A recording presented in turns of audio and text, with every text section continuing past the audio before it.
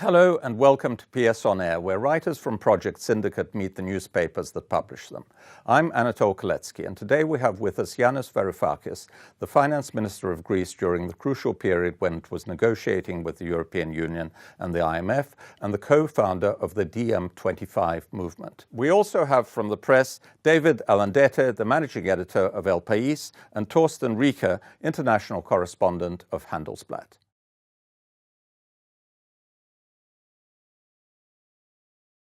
China's played an increasing role in Greek affairs, I think, in the last couple of years. At the recent Silk Road Summit in Beijing, Xi Jinping said China and Greece should expand cooperation in telecoms, energy, infrastructure, and Greece has signed a €3 billion deal to cooperate in green energy projects, which you mentioned, and upgrade power plants in Greece. David, I think you wanted to ask something about the relationship of China with Greece and Southern Europe. The Chinese investment in Southern Europe is making the leaders nervous. It's something that they don't talk about, but when you get like out of the spotlight, I mean, it raises concerns. Most of all, because leaders, political leaders, business leaders don't know what the nature of that investment is and what the commitment with the economy is. So I wanted to get your take. I know there are like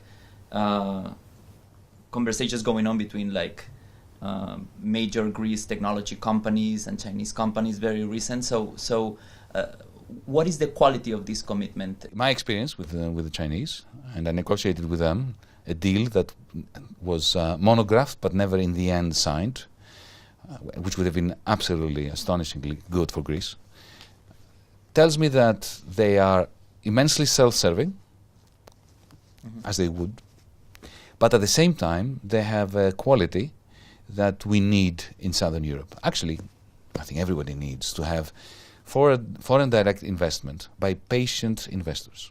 They're patient investors. They don't come in to grab an asset for speculative purposes. They come in order to create a base on which to build and build and build, and their horizon is a 20, 30-year horizon. Do you think this means that we're getting to the point where China is seen in a country like Greece as a more reliable investment partner than the EU itself or than Germany because of this patient capital on the one hand and the experience of 2010 to 12 on the other hand? When it came to the port of Piraeus, remember when we were elected, unfortunately, my party was against COSCO and against the Chinese presence in the port. Not only did they want to cancel further privatization, but they wanted to cancel previous privatization. And the first thing I did was I had a meeting with the Chinese ambassador, and I said that this finance minister does not agree with his government on this, and I will sway them. And I did sway the cabinet. And we ended up going all the way towards an agreement that not only would privatize the rest of the port, but under terms very different to the ones that Troika wanted us to have. And what I mean by that, minimum investment of 180 million euros within a year, which is a very large amount of investment for 1 year in a port. Secondly, labor relations that were not precarious and which were not haphazard, with collective bargaining agreements to satisfy the trades unions. On top of that, an agreement that the local coastal shipping routes would be handled by the municipality of Piraeus and other municipalities, and they would be profit sharing. It's a fantastic deal. So they are very keen to get seriously down to business with you if you are also keen to do this. Now, the aside to this is that this didn't go through because Berlin intervened and sent a message to Beijing: don't deal with the Greeks until they sign our MOU. But this is a sad story for the European. That's a very sad story, very interesting. No, yes. And definitely. I totally agree that Greece should actually get the money from the Chinese or wherever they can get the money from. It's not a question of money. It's a question of It's a capital. question of investment. Investment. No, it's not the same thing. We needed the technology as well. This is not just money. Yeah. If you throw money at Greece, Europe has been throwing money at Greece for many years.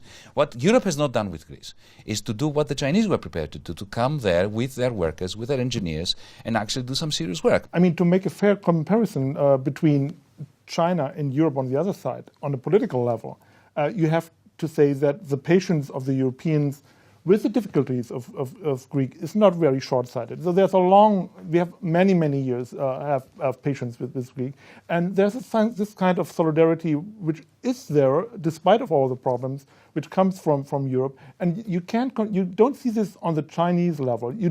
China is not going to commit billions of dollars to bail out the Greek state. When you talk about patience with the Greeks, you adopt a paternalistic language which is inimical to the sense of solidarity amongst Europeans. The sense that the Greeks are the spoiled brats who have been overspending and who are lazy. I know lots of Greeks who are like that, but I know lots of Germans as well. You know, all the bankers in Frankfurt should have been imprisoned as a result of what they've been doing against your own nation. Do you want us to start talking about our patience with the Frankfurt bankers? We can. But this is toxic discussion. It's about time Europe and Europeans we turn a page and we address our problems as common problems, not as problems that one nation has with another nation.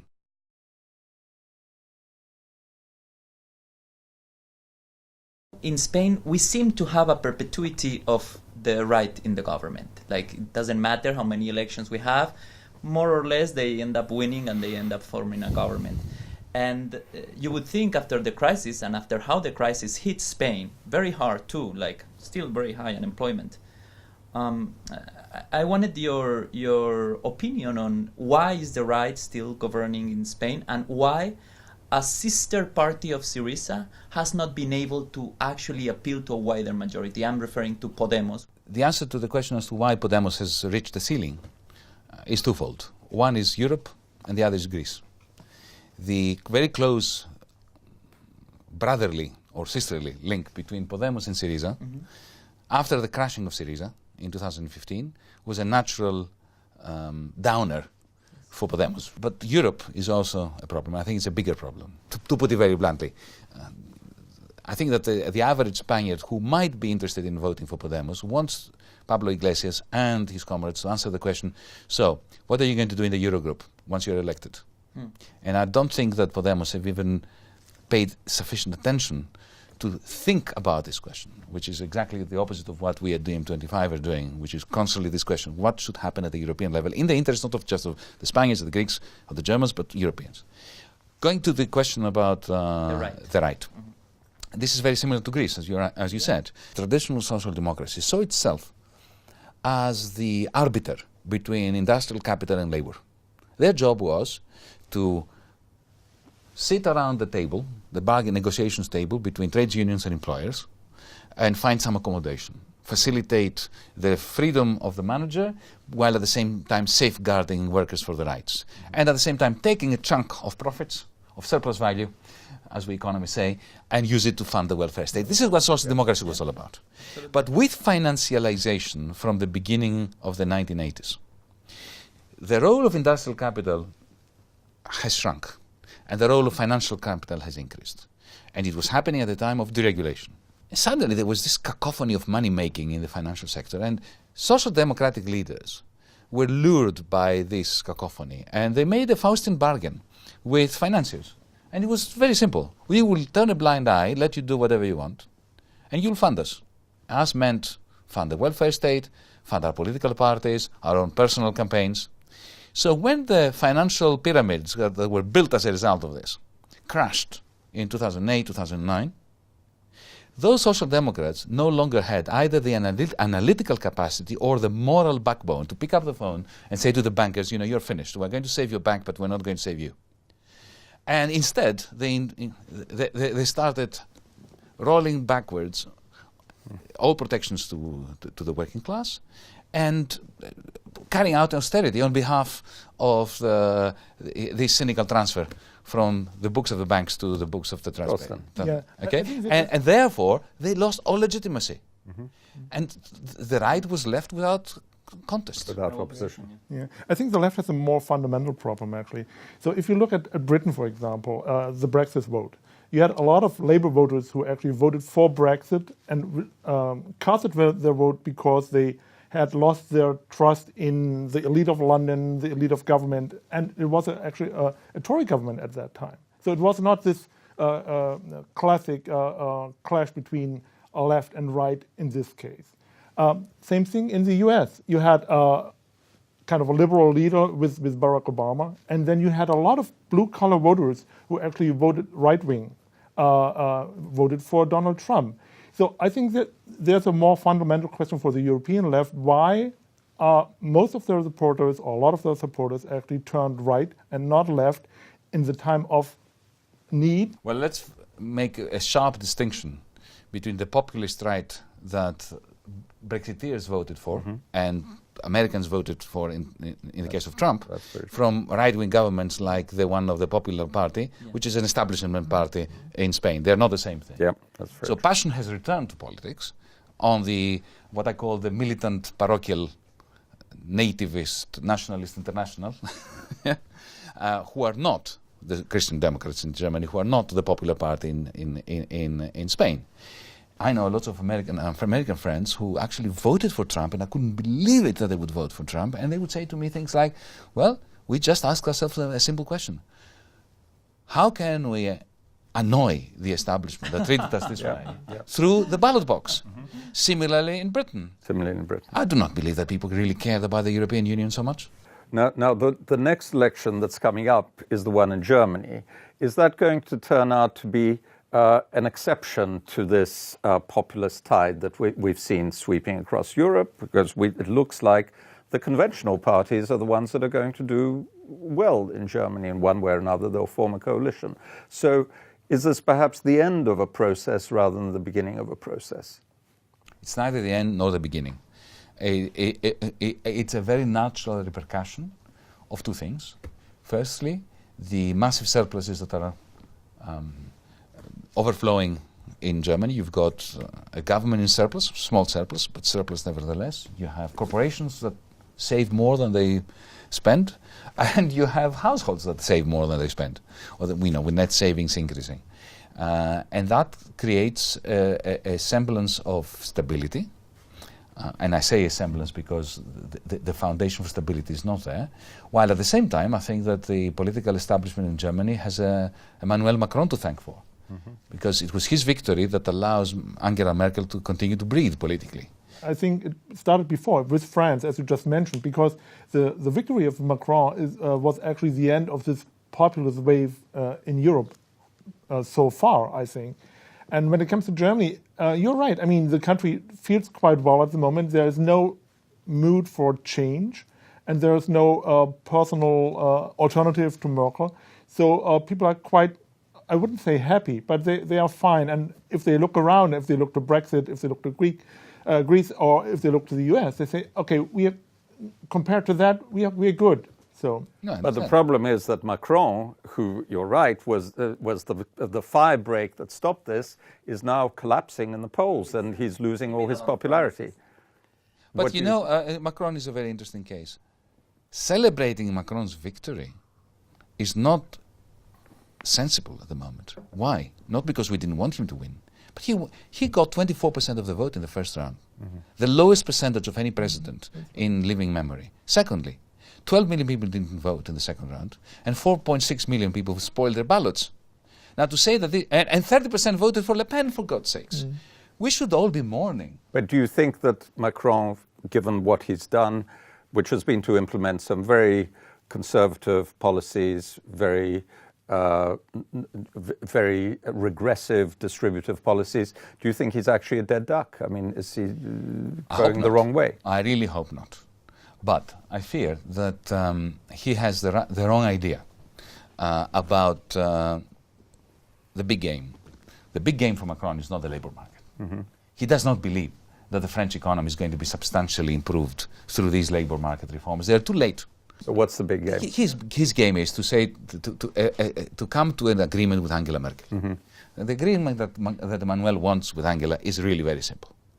I will Germanize two things: the French budget and the French labor market, and I'll do it as a show of goodwill first.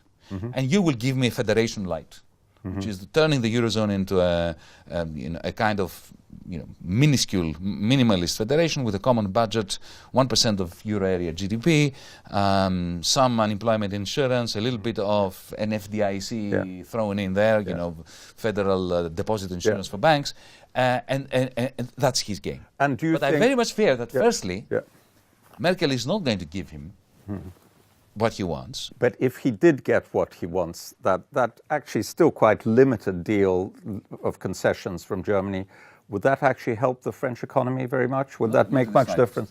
Yeah. It would have helped. It would have been fantastic if we had that in 2000. Yeah. At the beginning of the Eurozone. Because it would have created checks and balances and macroeconomic stabilizers within. But now it's too little too late. It will be macroeconomically insignificant. I just wanted to go briefly back into politics to ask you about a fear that is looming in Southern Europe to a right-wing populist movement coming up in Greece or in Spain, Italy, Portugal. We've been safe so far, maybe because of history, but so far, yes. And right now we are seeing, owing to the Catalan push for independence and austerity, we are seeing parts of the country, looking back to those dark years of Spanish nationalism. So do you think this is really a threat in Southern Europe? Absolutely. In my country, the third largest party is a Nazi party, not a neo-Nazi party. There's nothing neo about it. It's a Nazi party. They have Hitler and they salute, Sieg Heil and all that. It's sickening. But that's not the worst.